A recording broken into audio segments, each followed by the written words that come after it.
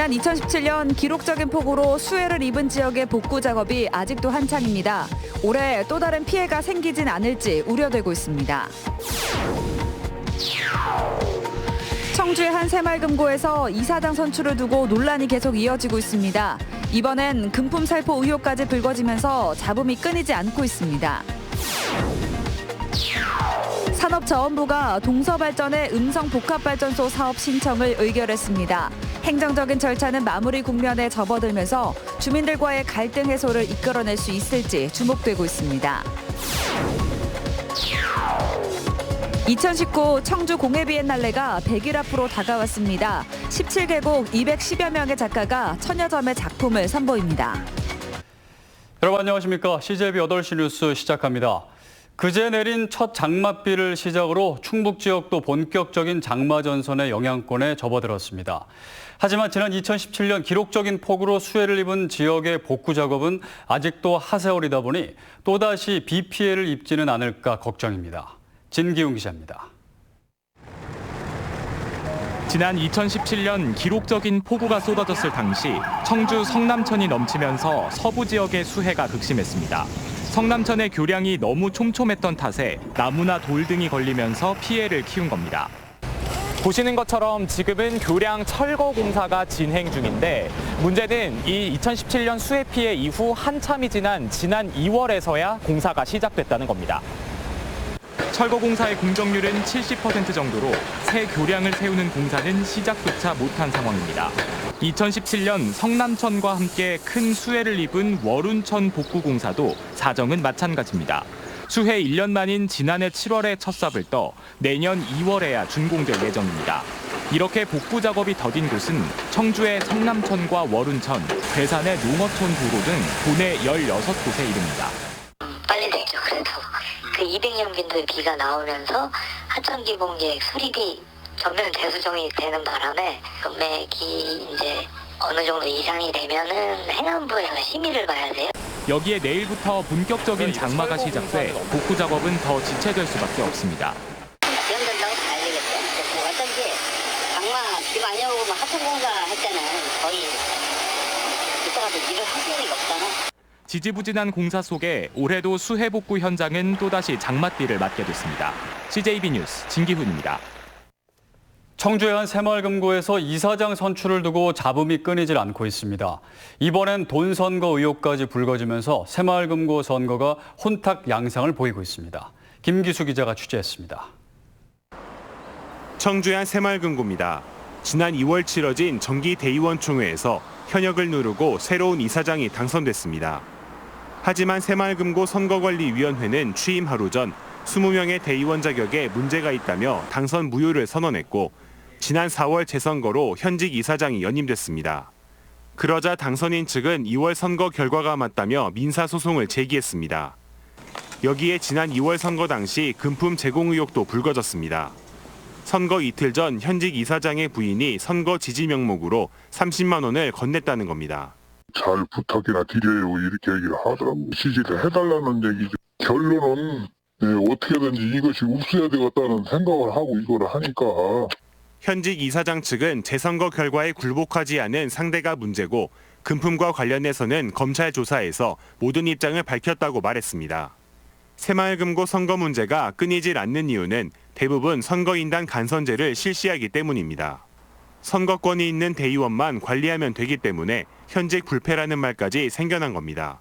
소수의 대의원들이 뽑는 구조다 보니까 기존 이사장 입장에서는 대의원들에 대한 여러 가지 비리나 비행위가 좀 다른 금융기관에 비해서 좀 용이해 보이거든요.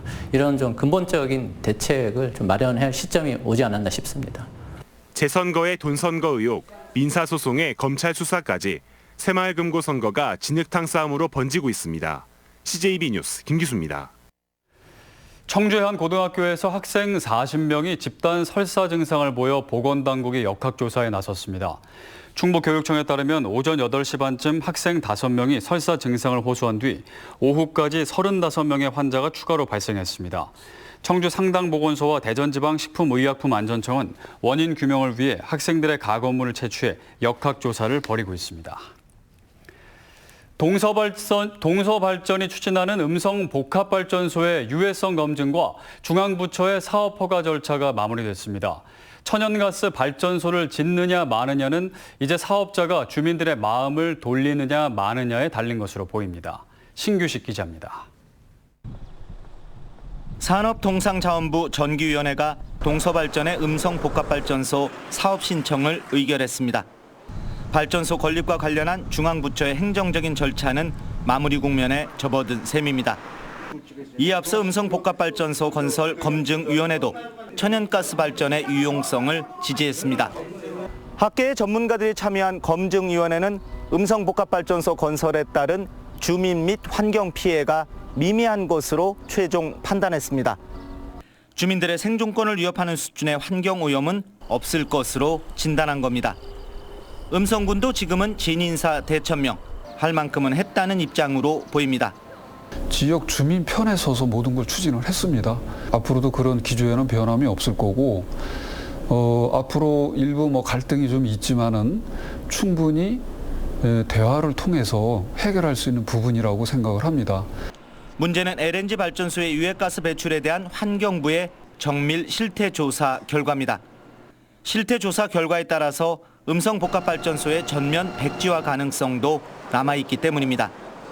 환경부의 조사 결과는 올 하반기에 나올 가능성이 높아 보입니다. 다만 그동안의 경험과 정부의 탈원전, 탈석탄 정책을 감안할 경우 경천 동지할 결과는 아닐 것이라는 게 대체적인 관측입니다. CJB 뉴스 신규식입니다.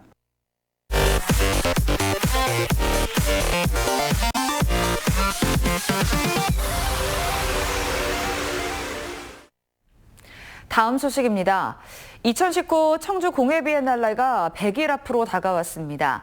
이번 비엔날레는 옛 연초제도창을 벗어나 정북토성 등 청주 시내 곳곳에서 열리는데요. 17개국 210여 명의 작가가 1000여 점의 작품을 선보입니다. 박원 기자가 보도합니다. 미래와 꿈의 공예라는 주제로 펼쳐지는 청주 공예비엔날레가 100일 앞으로 다가왔습니다. 올해는 옛 연초제조창뿐만 아니라 정북토성과 동부창고 등 청주 시내 7곳에서 비엔날레가 열립니다. 작품을 크게 넓혀서 안 감독이 설정한 그런 주제를 청주시 전역으로 구현하고자 하는데 저희들이 행정 지원이라든가 그 밖에 4개의 기획전과 3개의 특별전으로 구성된 본전시는 17개국 210여 명의 작가가 작품 1,000여 점을 전시합니다. 알베르트 클링크와 안젤라 글라스카, 아라카와 토모코 등의 해외 유명 작가와 김기종, 김병진, 노이룬 등 국내 작가들이 걸출한 작품들을 선보일 예정입니다. 중단됐던 국제공예 공모전도 4년 만에 다시 열려 46개국 780여 점의 다양한 작품이 접수됐습니다. 그 전에는 쓰임, 기능에 관련된 공예 전시회였습니다. 그런데 이번에는 가치와 의미를 공예에 부여하고자 몽유대원이 펼쳐지다는 주제로 서사적으로 이끌어 나가려고 합니다. 이번 비엔날레에선 처음으로 작가 수상제를 도입해 우수 작가들에겐 황금 플라타너스상을 수여할 계획입니다. 마음껏 미래를 향해서 꿈꾸는 우리 공예 비엔날레 많은 시민들 참여해 주시기 바랍니다. 제11회 청주 공예 비엔날레는 오는 10월 8일부터 41일간 옛 연초제도창 일원에서 개최됩니다. CJB 뉴스 박원입니다. 지방분권 시대라지만 지역의 여론과 문화를 담당하는 지역방송의 어려움은 더욱 가중되고 있습니다. 더구나 최근 팽창하고 있는 OTT 채널에선 지역방송은 존재 자체가 무시되고 있는데요. 정부가 이제부터라도 지역방송에 대한 개념부터 마련하고 지원책도 서둘러야 한다는 목소리가 커지고 있습니다. 지역민방공동취재단 김성민 기자입니다. 푹이나 넷플릭스와 같은 OTT, 온라인 동영상 서비스의 영향력이 갈수록 커지면서 지역방송은 더 큰 위기를 맞고 있습니다. 지상파와는 달리 OTT는 권역별 방송 서비스를 하지 않고 있고 OTT 채널에선 아예 지역의 소식과 정보를 지역민들에게 전달할 기회마저 잃고 있는 겁니다. OTT의 현재 현상이 지역방송의 방송 권역 권리를 침해하는 것은 아닌지 검토하고 대응을 마련할 필요가 있습니다. 지역방송은 존폐 위기에 몰렸습니다. 광고 매출이 해마다 15% 이상 급락하고 있고 지역방송 종사자 수 역시 최근 5년간 1,100여 명이나 감소했습니다. 이 같은 상황에도 방송법에는 지역방송을 지원할 근거마저 없고 그러다 보니 근간이 흔들릴 위기에 처한 겁니다. 현행 방송법에는 지역방송이라는 개념 규정 자체가 거의 없다고 보시면 됩니다. 그렇기 때문에 그 지역방송을 지원할 수 있는 제도적인 어떤 틀이 없는 거예요. 민주당 이상민 의원은 국회 토론회에서 지역의 목소리를 대변하는 지역방송에 경영 개선과 인력 양성을 위한 발전기금을 지원하는 특별법을 통과시켜야 한다고 강조했습니다. 지역 주민의 목소리를 대변하고 권익을 보호하고 또 발전을 기하기 위해서는 지역방송에 대한 국가적 지원이 필요하다. 그런 차원에서 별도의 기금 마련을 위한 법안을 제출했습니다. 지방 분권과 국가 균형 발전이라는 취지에 맞게 지역 방송의 역할을 강화해야 한다는 겁니다. 지역 언론의 위기는 곧 지역 민주주의의 위기라는 말이 있는 만큼 지역 방송의 지원 확대를 요구하는 목소리는 더욱 커질 전망입니다. 지역 민방 공동 취재단 김성민입니다.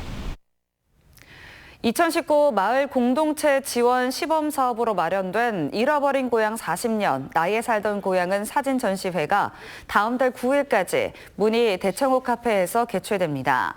청주시 도시재생지원센터가 지원하는 이번 사업은 수몰 40년을 맞은 문희면의 옛 모습을 통해 추억을 되찾고 문희면의 정체성을 확립하기 위해 마련됐습니다. 청주 비상시민행동대책위원회는 청주시 현안 문제 대응과 청주시장을 규탄하는 범시민 촛불 대회를 열었습니다.